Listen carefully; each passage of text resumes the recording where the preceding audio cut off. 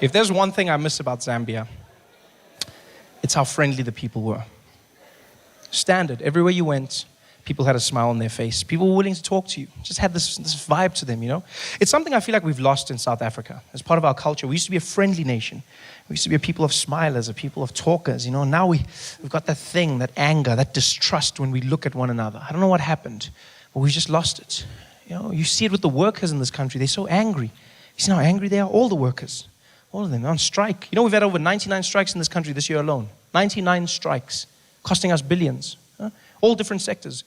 National mine workers, union of metal workers, petrol attendants. Yeah, petrol attendants. They threatened to burn the petrol stations down. We'll burn them to the ground with our petrol bombs.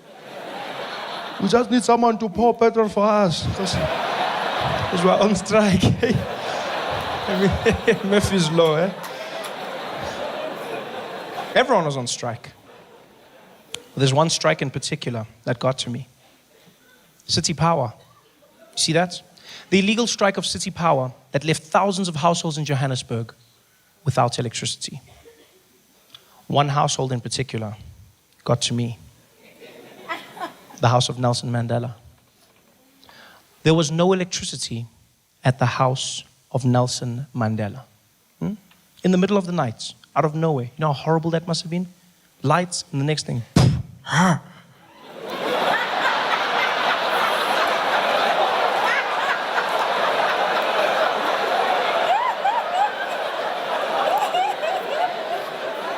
Nelson Mandela doesn't need electricity for his big screen TV, people. Nelson Mandela needs that electricity because he has machines keeping him alive. That man is critical but stable. I don't know what that means. The government told me. Because it's an oxymoron. Critical but stable. How's Bafana doing? They are losing but winning. I had to try and explain that to my grandmother. Do you know how hard that was? Because my grandmother doesn't get bamboozled easily. Yeah. She asked me, she said, Trevor, how is Mandela doing? But she asked me like I know him. I'm like, oh, he's okay, Gogo. I mean, he's critical but stable. Critical but stable. Critical but stable. What does that mean? Before I can answer, my uncle walks in the room, drunk, as always. Comes straight to us, goes, critical but stable. That's me every weekend.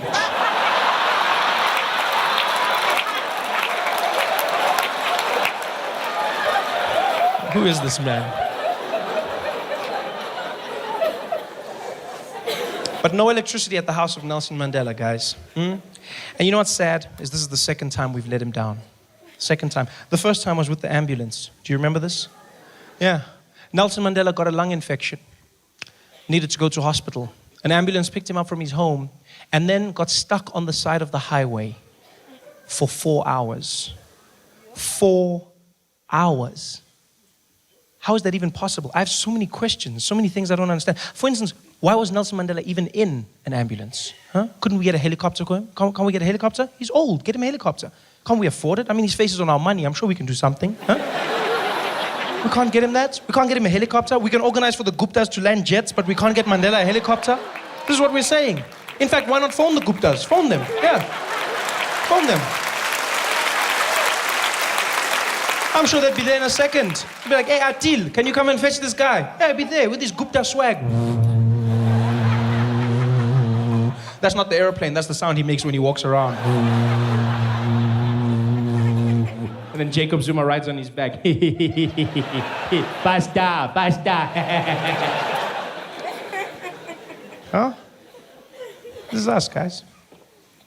Nelson Mandela. Second question I have. Why was there only one ambulance? No backup ambulance? No support cars? Nothing? Ministers in parliament have 4 to 7 cars with them everywhere they go. They've got a little blue light brigade, causing chaos on the roads. Multiple people have been killed by them, crashing into cars, because they're always in a hurry, always in a hurry, always in a hurry. Why are you in a hurry? And why do you have bodyguards? I don't understand. I mean, some people, yes. President, give him bodyguards. Yeah, fine. Minister of Finance, it's our money. Bodyguards, bodyguards. Yeah. But there's some ministers where we're just wasting money now. Minister of Agriculture. Why are you even in a hurry? No, you've got the slowest portfolio. Where are you going? Nothing happens in agriculture in a hurry. Nothing. There's no drought starting at 4. Why are you in a hurry? And why do you have bodyguards? Who's trying to kill you? The cabbage mafia? No, guys.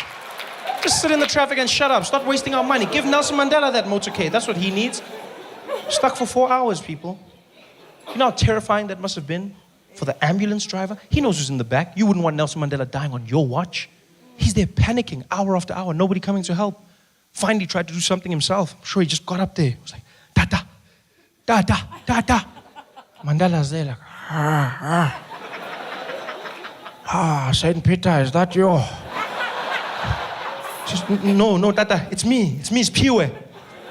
Oh, that's BEE in heaven. No, Tata, no. We're still here. We're in the ambulance, Tata. The ambulance is stuck. Damn it. So are they sending another one? Hey, that's the thing, Tata. We've been here for hours. Nothing has happened, eh? So I was thinking maybe we should hitchhike. Man, you are killing me, man. Tata, what can we do? Okay. Help me up. They get up. There they are on the side of the highway. Nelson Mandela and Spiwe trying to get a lift from people. Spiwe's on one side panicking. Mandela's on the other side hitchhiking. Nobody's stopping. Spiwe's there. Tata, they're not stopping. They'll never stop for black people. Like, yeah, and those are the black people. Because we don't stop anymore. I wouldn't stop. I don't know about you, but I wouldn't stop. I'd see Nelson Mandela, but I wouldn't stop. No, because for the life of me, I would not begin to believe that the man standing on the side of the road hitchhiking is Nelson Mandela. I'd see him. I'd be driving past. I'd be like, hey, that guy looks like Nelson Mandela. Look, guys, look, that guy looks exactly like Nelson Mandela. Yo, it looks like him, man. Looks like, but I wouldn't stop. Yeah. Not because of time. I'd even have time. I'd have time to make a U-turn, in fact. I'd make a U-turn. I'd go back around. You got to see him. You got to look at him. He's amazing. He looks exactly like Nelson Mandela. You're going to see him there. You're going to see him. We'd drive past there slowly. Look at him. Yo, he looks exactly like Nelson Mandela. And that guy's even got the face, he's got the hair, he's even got the shirt like Nelson Mandela. I wouldn't stop. I'd even go home and fetch family before I stop. I'll be there, Mom, come, get in. Isaac, come. Oh, we're going to get a PlayStation. No PlayStation for you. Shut up. Get in the car. We're going to fetch Nelson Mandela. Bloody hell, we'd be driving around there. I'd be like, everyone, you must look at him. You must go to slow down. I'm going to slow down. I'm going to look at it. We'd slow right down, roll down the windows. Hello? I'd be like, please, he even sounds like Nelson Mandela. But I wouldn't stop. Nobody stops. Culture of distrust. Back in the day, people used to hitchhike in South Africa. Yeah. I remember people used to hitchhike from Durban to Johannesburg. They'd be there on the side of the road. Yeah, people picking them up. Now, nobody. Nobody stops for anybody. Even Metro Police, you're like, hey! Nobody stops. I bet even babies couldn't hitch a ride. Be on the side of the road in their diapers then. No one stops. You'd be like, hey, you don't stop for them. You never, ever stop for them. Yeah, you think it's a baby, hey? You think it's a baby? Yeah, they look like babies. And then you stop, and then like a man pops out, hey? Yeah, happened to my friend Gladys, hey? You don't take chances. We've become a culture of distrusting, angry people. That's who we are. Everyone's angry. Weird angriness as well, in places where it shouldn't be. I was in Checkers the other day. I'm just shopping. It's a normal experience, you know? I get to the cashier, and those people are so angry. Like, I don't know what Checkers does to their employees, but they're clearly not enjoying it. Because I get to the till, she doesn't greet me, she doesn't even look at me. She just pushes a little conveyor belt thing. All my groceries pull up, and they're like, doot, doot, doot, doot, doot, doot, doot, doot, doot, doot, doot, doot, doot, doot.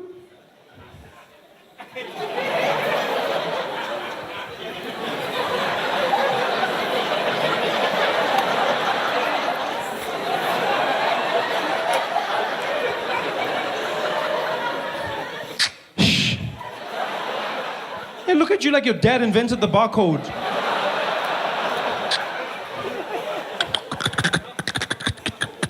Doot. Doot, doot, doot, doot, doot, doot, doot, doot, doot, doot, doot, doot, doot, doot. Then they look at you and ask you that question like you kill baby panda bears for a living. Plastic. No, bye. Thank you. No, I'll just, yeah. No. Thank you.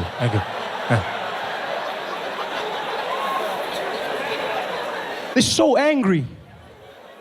And they look angry because they've drawn their eyebrows on.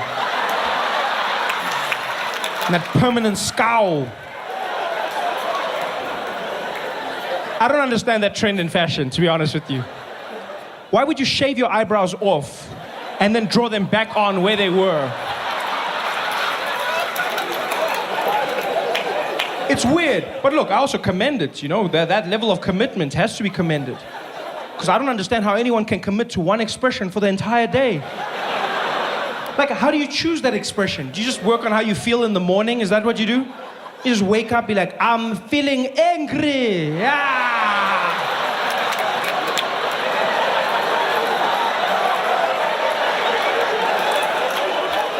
What if something good happens? Something good. You can't even, you'd be like, yeah, Tembi, you won the lotto. Yeah. You don't look happy. I just can't show it. I'll draw it tomorrow. Why would you? So angry. We become angrier and angrier. Almost more focused on the negative aspects of race. We used to be the rainbow nation. Now the colors are going their separate ways.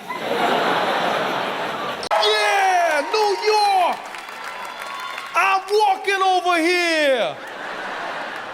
That was all I thought New York was before I came here. I just thought it was a city of people almost getting run over. Just everyone walking into the street, a taxi rolling up, slamming the hood. I'm walking over here. What's wrong with you? You want some coffee? I didn't even know what that meant. All I knew was one day I was going to go to New York City, and I too was going to almost get run over by a car. I had a dream and I set out. And you know what? It's a lot harder than it seems. You know, in the movies, they make it look simple. They make it look like you run out, the car almost hits you, you do that thing, you slam the hood and then move on. But it's not that easy. It's all about timing. It's all about timing. It's all about being precise. You have to get out there at the exact same time that the taxi is there so that it stops so that you can hit the hood, right? If you don't have the guts and you come out too late, the car's gone. It's a waste of everyone's time. You just look like a mad person now. You're just like, I'm walking over here. If you come out at the exact time as the car, then you just get run over. That's just pointless. You know, it's like, he was walking over here. What's wrong with you? The worst though is when you come out too early, because that's just awkward for everyone involved. Because you come out and then the car stops, but you can't reach the hood. It's just like, come here. No, come closer, please. I want to tell you a secret. Come here. No, I'm from Africa. I have a dream. Please come closer. I just want you. I'm walking over here. I love the city. Are you kidding me? New York. My dream was to come out here. As soon as I got here, I was like, this is it. There is an energy in the city that exists nowhere in the world. New York, New York. I love it, everything about it. You know what fascinates me about New York? Is how much people trust the traffic lights. I have never seen anything like it. You must remember, I come from an African country, and all over Africa we have traffic lights, but we don't use them. Right? It's less of a command and more of a suggestion. It's not stop, it's stop. It's almost like, you know, it's almost like an African traveled the world, saw that other people had traffic lights, and then just brought them back, but didn't know what they were for. Like the guy was just like, guys, we need to get traffic lights, huh? And people were like, what for? It's for the intersection. It adds atmosphere. But no one actually knew what it was about. We don't care about the lights, and we don't trust the lights. But in New York, I've never seen it. People trust that light with their lives. I was walking through the streets one day. I was walking next to this man. I'll never forget this, right? He's standing there on the sidewalk, and the light changes in our favor. And I look to the side, and there's this truck that is barreling down the road. And I'm looking at the truck, and as soon as the light changes, the guy next to me, he just steps out into the road. And so instinctively, I stuck my hand out to protect him. I was like, yo, dude, there's a truck. And he was like, it's okay, we've got the light.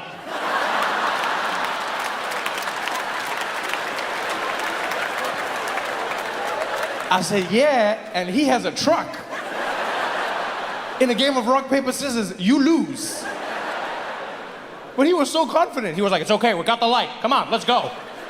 And he walked out there. He didn't just walk out. He stared that truck driver down as he was crossing, just looking at him like, I've got the light. I've got the light. You know I've got the light. You know I've got that light. I was running behind him all apologetic. I'm sorry, I'm sorry. I would have stopped. I've never done this before. I'm so sorry.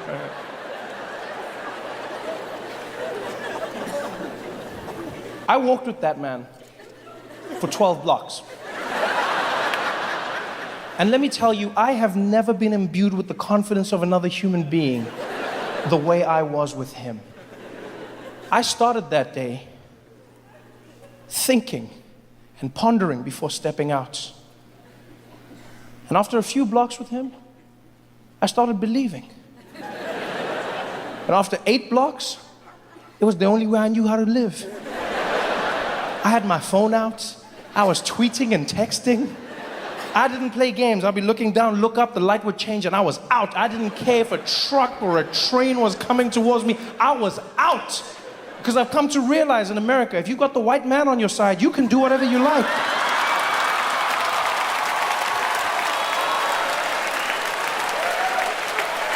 You just roll. What an exciting time it's been. I couldn't have chosen a better time to come and live in the United States. Huh?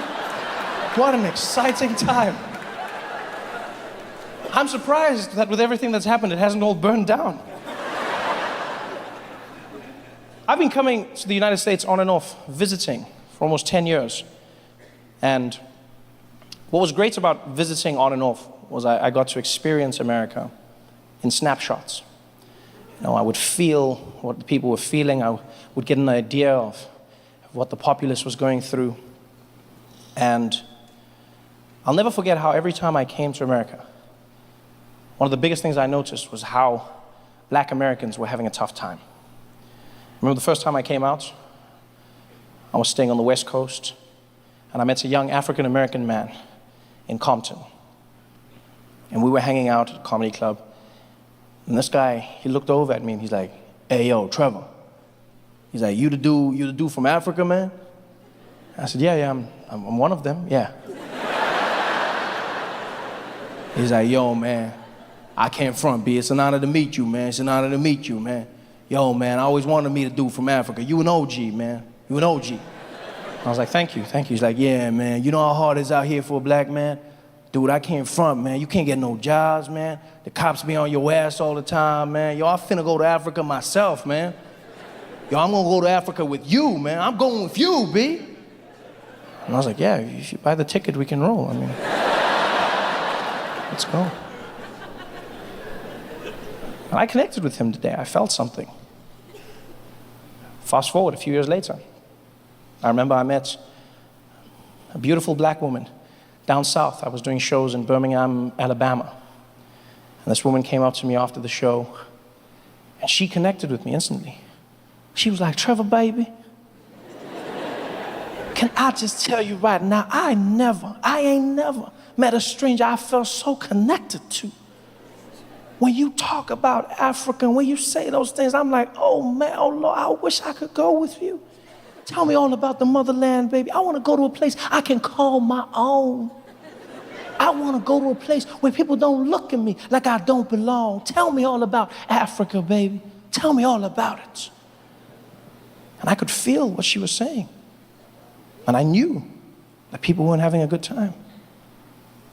And then you fast forward. to 2016. And I'll never forget that moment when Donald Trump closed the lead, had a 1 in 2 chance of being president of the United States. And for the first time in my life, I had white Americans coming up to me going, "So Trevor, tell me about Africa. What's going on out there?" It's